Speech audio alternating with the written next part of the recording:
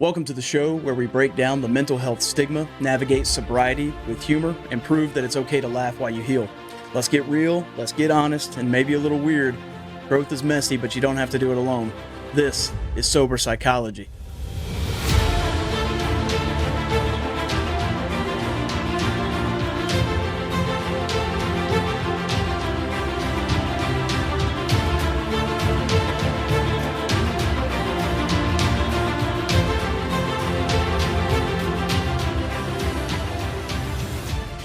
Hello, everyone. Welcome to Sober Psychology, the podcast where we dissect the human mind without the fluff, without the buzzwords, and definitely without a vision board, because I don't have a vision board anyways. I'm your host, Michael, and today we're talking about something that we all do but don't always admit to, which is comparison. Uh-oh. So let's go ahead and dive right in. Do you ever scroll through Instagram and suddenly hate your life? 1 second you're fine, you're eating your slightly burnt toast, wearing your questionable sweatpants, and then the next second, bam! Some 22-year-old on a yacht in Santorini just shattered your sense of self-worth. Suddenly your toast tastes like regret. Well, my friends, that's the comparison trap, and today we're diving in. We'll talk about why we compare, how it messes with our mental health, and most importantly, how to stop it before we spiral into an existential crisis over someone else's curated highlight reel. So grab your coffee, your tea, or whatever beverage fuels your existential dread, and let's get into it. All right, let's start with the basics. Why do we compare ourselves to others in the first place? Is it because we love pain? Do we enjoy feeling inadequate? Spoiler alert, the answer to that is no. Comparison is actually an evolutionary tool. Back in our caveman days, it helped us figure out our place in the tribe. Like, hey, Grog is really good at making a fire. Maybe I should learn how to do that instead of eating cold mammoth. Comparison helped us survive. It motivated us. Fast forward to 2025, and we're no longer worried about mammoths. Instead, we're comparing our lives to influencers who don't even use their real skin textures in photos. The same instinct that once helped us thrive is now making us feel like we peaked in middle school. Psychologist Leon Festinger coined social comparison theory, which basically says that we determine our self-worth by measuring ourselves against others. And we do this in two ways. The first way is called upward comparison, and that's when we compare ourselves to people that we think are better off. Like, wow, she has a six-pack and I have an emergency stash of Oreos. This often leads to feeling inadequate unless you're one of those rare unicorns who gets inspired instead of devastated, which good for you, I guess. And then the second way this shows up is the downward comparison.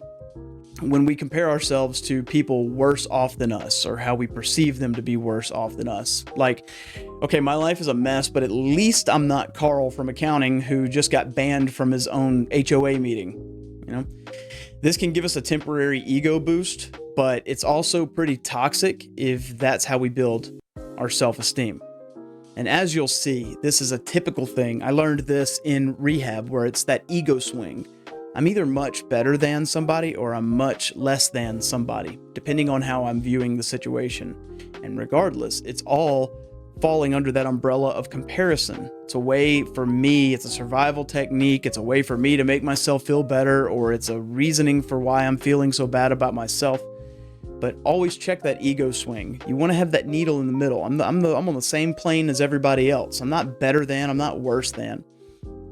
And this is, again, we talked about this in a previous episode. This is where we learn to treat people well too, because we treat people with principles before personalities. If someone does something that I don't like, I naturally will put them in a category where I try and make myself better than them. And that's a very toxic place to be, because in a sense, when they're in that space, I'll dehumanize them and justify mistreating them. And whether I do it outright by saying something to them, or, God forbid I physically harm them, I will get to a point where I can assassinate their character in my mind. It's not a healthy place to be.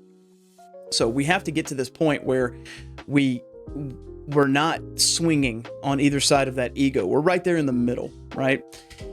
But here's the thing, comparison never really stops because the goalposts keep moving, and that becomes the issue with ego and comparison. The moment you achieve something, you'll find that someone who's already better at it, and it's like running on a treadmill set to emotional damage. It's a very dangerous place to be. It's all about finding that serenity, right? Peaks, valleys, whatever. So let's talk about what happens in your brain when you compare yourself to others. And I'll give you another spoiler, get in close. It's not good. Social media has hacked our natural instincts. And every time we see a perfect person, and for those of you who are listening and not watching, I put perfect in air quotes there. But every time we see a perfect person living their best life, our brain releases dopamine. And this is the same chemical involved in addiction. And it's why you keep scrolling, even when you know it's making you feel like human garbage. Your brain is chasing the high, even if it's actually making you miserable. It's a very dangerous spot to be, doom scrolling. Comparison also fuels something called the spotlight effect, which is our tendency to believe that people are paying way more attention to us than they actually are. And I know that you all do this. Don't play games with me. I know that you all do this because I do this too. And I feel like everyone I've ever communicated with does this, where even when you're like in your home, you know, you play those scenarios and whatnot in your head, but it's always like you've got an audience in front of you. And if you're a vlogger, if you're someone who's constantly got an audience paying attention to you, yeah, sure. But we always think that what we're doing is a much bigger deal than what it actually is. We think that all eyes are on us. And it's funny, like if you trip on the sidewalk, you think everyone saw, if you trip on the sidewalk, you think that everyone saw, and now they'll refer to you as Sidewalk Steve for the rest of your eternity. But in reality, no one cares. They're too busy worrying about their own humiliating moments. Then there's the imposter syndrome, where you feel like a fraud, no matter how accomplished you are. You think that everyone else has it all figured out while you're just winging it. But here's the secret. I'm going to be honest with you guys here. This is the big secret, but here's the secret. Everyone is winging it. Even that person who seems like they have a 5-year plan, they're winging it. So again, this is going to be the spotlight syndrome, right? This is going to be, or the spotlight effect, sorry. And you're going to see it as the imposter syndrome. You're going to see it as thinking that everyone is paying attention to you. It's just the way that we're constantly perceiving ourselves. I got dismantled when I was in rehab because my ego had to be shot down. That was the ego was this constant driving motive to just act the way I was acting. And I kept getting into the spirals here and there. And I realized something when I was told this before I had a length of sobriety and my body had kind of equalized out. My ears were willing to hear, but I'm not as big of a deal as I think I am. And you're not either. That doesn't mean that you're not important. That doesn't mean that you don't possess some unique qualities. That doesn't mean that you're not a special human being. It means that you're not as important as you think you are. When you make a mistake, we blow it up in our minds. I have a fear of failure, and I also am very hard on myself. I want to be perfect. And when I screw up, I just assume that I'm the worst human being in the world. If I am doing something and I fail, if I told my wife that I was going to do something and I forgot, just completely slipped my mind, I will go into this spiral for the next 24 hours where I think I'm the worst human being in the world. And it's a dangerous place to be. It's exhausting too. You wear yourself out, right? But let's not forget about the perceived scarcity. That's the belief that if someone else has something, it somehow takes away from what we can have. And this isn't true. Success isn't pie. Someone else's achievements don't mean there's less left for you. This was a big shift for me too, is I learned through my sobriety and through pursuing God and through clearing my mind and getting to this point of serenity as best I could. You can never compete with me. And that's not a statement of arrogance. That's not me bowing my chest like I'm better than you. I'm saying that you can never compete with me because I want you to win as well. I want everybody to win. And I know that that's not reality. That's not the life that we live in. There are winners and losers. That's just how it's going to be. But I want everyone to be successful. If you have a passion, if you're driving after something, and let's say that we're doing the same thing, right? Like me, I'm pursuing my master's in psychology. And if I have a friend who's doing the same thing and they get better grades than me, what do? Like, do I immediately get to a point where I think that because they won, I'm going to lose? Or because they achieved something, I'm less? No, what I should be, if I'm being genuine and they're an actual friend, I should be thrilled that they achieved something, that they won, that they, whatever it is, they got to their goal. I don't know. But we get into this mindset through the perceived scarcity that if someone wins, there's nothing left for us. This is not how this works. And maybe in some scenarios it works that way, but having that mentality of thinking that you have to constantly one up or else you're going to be inadequate, that's such a big issue, right? If you get to the point where your ego's not swinging all over the place, you're not better than or you're not less than, you're just on the same plane as everybody else. And then you understand, I'm winging it too, just like everybody else is. Some people have just figured out through winging it how to start doing better at it. Then you get to the state of mind where you realize that just because someone did something well doesn't mean there's nothing left for me, right? So now for the good stuff. How do we break free from the comparison trap before we become bitter husks of our former self? Number 1, set social media boundaries. Designate times for scrolling instead of mindlessly checking every 10 minutes. And trust me, you won't miss anything life-changing between 3 p.m. and 3:05 p.m.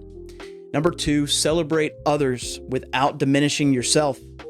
Someone else's success doesn't mean your failure.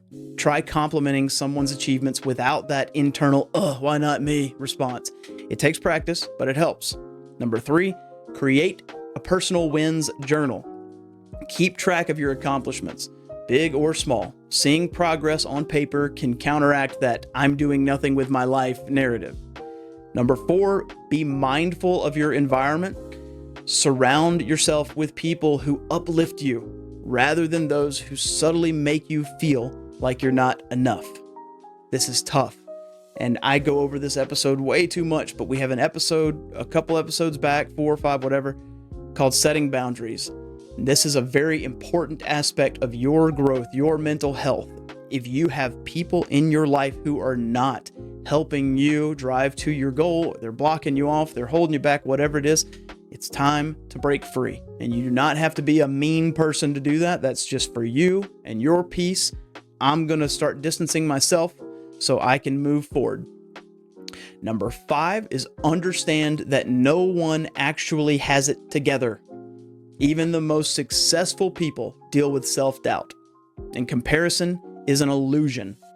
You're only seeing what others choose to show you.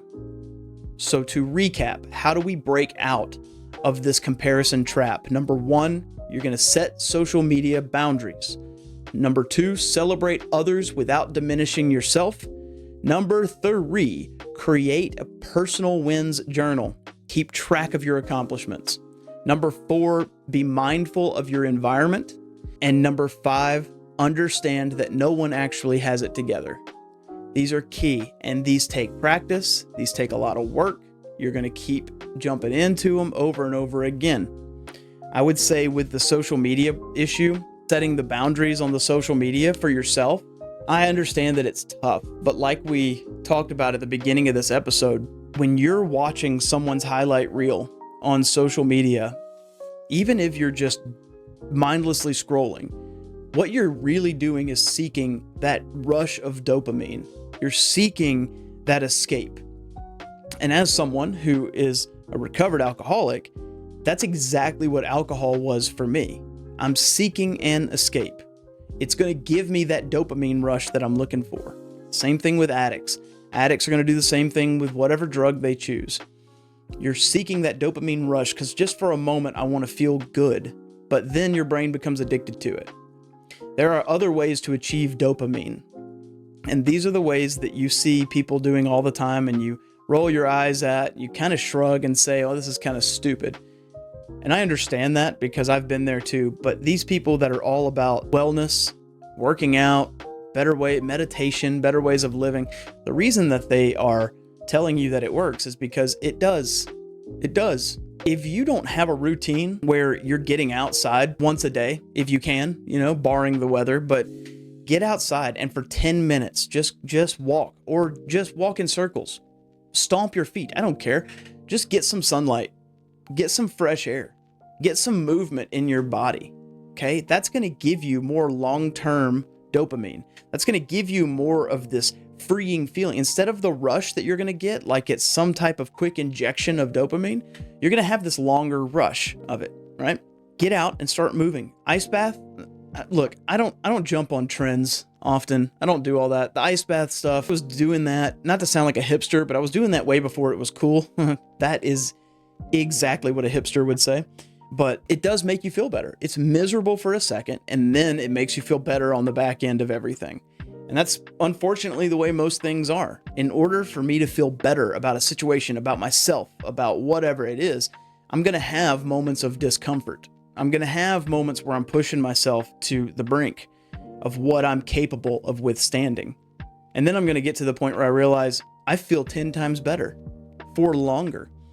I am someone who, I'm not going to get into all the talk about how taking ice baths going to make you rip like David Goggins and all this kind of stuff. I don't get into that, but I will say this. If you switch your shower to cold in the morning, or if you just dip your face in some cold water in the morning, there's going to be a longer period of feeling refreshed and calm and at peace and at ease and whatever, because your body has a response to that. So setting the social media boundaries is very important. Okay. Designate the times, figure out your schedule. I got 5 minutes. I'm going to sit here and I'll just scroll for 5 minutes and then I'm done. Set a timer on your phone. And when that goes off, love yourself enough to have that level of respect for yourself where you can set that boundary. And then the second one, I'm just trying to elaborate on these because I feel like the notes I wrote were way too quick, but celebrate others without diminishing yourself is very important. And that's a rewiring of the brain. This isn't like I'm going to do this once and everything's good. No, that's a rewiring of the brain. That's a heart check, right? I have had to do this a lot in my life recently, where if people are frowning on any, like the success, like I'm 35 years old and it's taken a lot for me to go back to school and to start pushing for what I believe in. I've tried to do content creation. I'm still trying to pursue that as well. And that's tough because that's financial and time investment, right? And people will frown at it. I've got my own family members that shrug and look down on me for it. Okay, that's fine. Look, I'm not sitting here telling everybody to co-sign my nonsense, but I do have good friends in my life that will look me in the face and say, hey, look, I think what you're doing is way off. That's one thing. But people that see your success and automatically start to shrug, frown, act negatively towards you, we do that same thing, and it's not okay. When you get to a point where you can shift your mentality and say, I'm excited for you. I just want you to win. I want you to be good at what you're doing. I want you to be the best husband, the best dad. I want you to be the best at whatever you're doing. You got to put everything into it. We get to that point where we can start celebrating other people in the right ways, right? Just because someone else has success does not mean that that's your failure. You're being very codependent. You're being very narcissistic too, if you want to use a buzzword, I guess. But the reality is that just be happy for someone because they did well, and then use that for yourself. And like, I want to achieve something like that for myself, right? Don't compare yourself to them, but try complimenting somebody. Just let it go. Try complimenting someone's achievements without that feeling of, oh, why not me? Oh, wah, self-pity BS that we do all the time. It takes practice. It does. And it's worth it for sure. And then there's creating a personal wins journal. We talk about this a lot in this podcast because for me personally, my journey, that's just something that's helped me out a lot that I used to shrug at forever. I have a gratitude journal, and whether that's me physically writing it down or mentally keeping up with it or putting it in my phone as notes, whatever it is, the reality is that when I get to a point where I feel like I'm overwhelmed, I feel like I'm struggling and I'm comparing myself and I'm doom scrolling and all of these bad habits start rushing in, just quickly, the top 5 things that I'm grateful for. I'm grateful that I was able to have a meal tonight. I'm grateful I have a roof over my head. I'm grateful I have a vehicle, whether it's a piece of crap or not. I still drive. I still drive a 2005 Chevy Silverado, by the way. It's not a piece of crap. I love it. That's my baby. But of course, there are other vehicles that I see friends driving where I think to myself, oh, I need that. I need the new, bright and shiny. No, I don't. I'm grateful that I have a vehicle that gets me from point A to point B. I'm grateful that I have a newborn child, and somehow or another, my wife and I have worked together to keep him alive this long. And I'm grateful for a wife who loves me. And even though there are things that happen naturally in a marriage that frustrate the hell out of you, I'm still grateful that I have a partner in life. These start to rewire your brain, and you start paying as much attention to the negatives. Again, this isn't a one-off. You're not going to sit down and have a journal where you write some quick things down and everything changes. It's a practice. It's a practice over and over again, but that keep track of your accomplishments, big or small. Don't qualify them in any way, any type of accomplishment. And then seeing that on paper can, in a sense, counteract that whole feeling of I'm not doing anything with my life narrative that we create for ourselves. Then the fourth point was be mindful of your environment. Surround yourself with people who uplift you rather than those who subtly make you feel like you're not enough. I feel like in this world now that we live in, that is very tough because we are the most hyper connected that we've ever been in the existence of the human race, yet we are more lonely. And that's a tough contradiction there.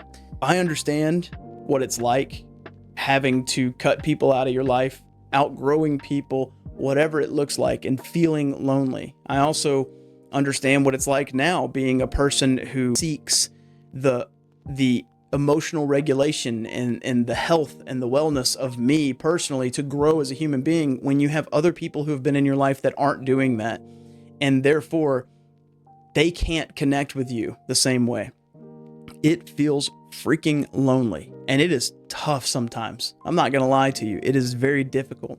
But one thing I have learned since being sober is that when I start paying attention to who I am and what I want and how I'm trying to grow as a human being, and I start surrounding myself with other people who are like-minded and have not necessarily the exact same goals, but they at least have goals where they're progressing in the same pattern, life changes significantly. And I know it's tough, but there are tons of places. If you're someone who doesn't really interact with people very well face to face, and you're one of those that likes to go home at night and get on Discord or get on something online and communicate with people, there are tons of ways for you to connect. Facebook groups, Discord groups. I mean, do a quick Google search of people that are somehow or another in your same mental category and connect with them and encourage them. Be that person too. That brings me to another good point, that you cannot expect that from other people in your life if you're not willing to be that too. I do not hold anybody in my life to a standard that I am not holding myself to.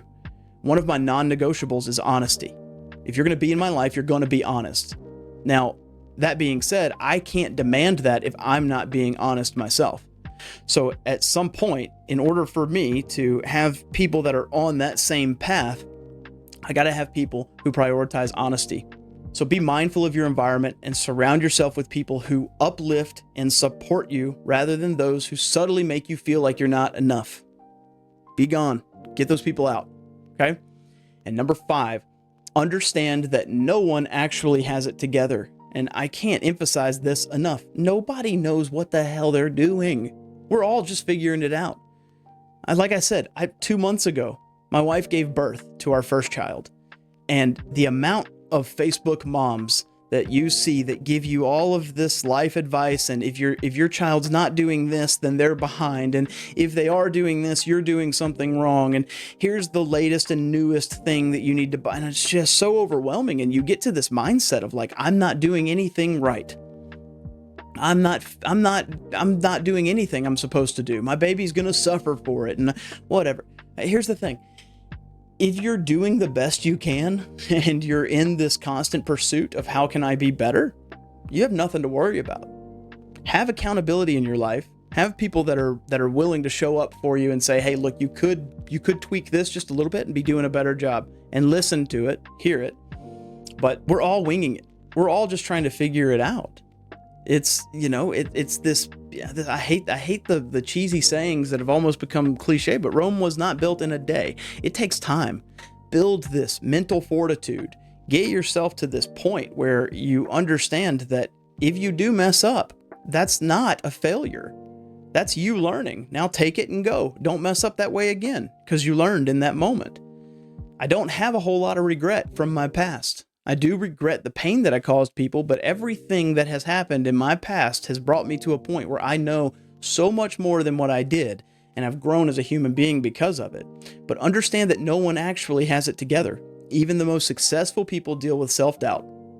Comparison is an illusion. You're only seeing what others choose to show you. I could show you a highlight reel of my life, only the good moments. And I typically do this when I'm posting pictures about my kid and my family and whatnot. I'm giving you highlights, but what you're not seeing are the behind the scenes. What you're not seeing is what's actually going on. I just did a TikTok video about this that did really well too, where I was talking about the thief of joy is the devil of comparison. Stop thinking that you're behind. Stop thinking that you're not doing well. And then again, I had a TikTok video right after that was talking about how the trail is the thing. The trail is the reward. The journey is what you're looking for, not the destination. You're looking for what you learned along the way. It takes a lot to get to that point. It takes a whole lot. It is possible and it is worth it. And when you can get to that spot where you're switching your mind to knowing that you're accomplished one way or the other, things tend to work out for you. Right? So again, we'll go back through a recap real quick, but we compare because of the dopamine rush, right? We've learned through evolution that comparing is a survival technique.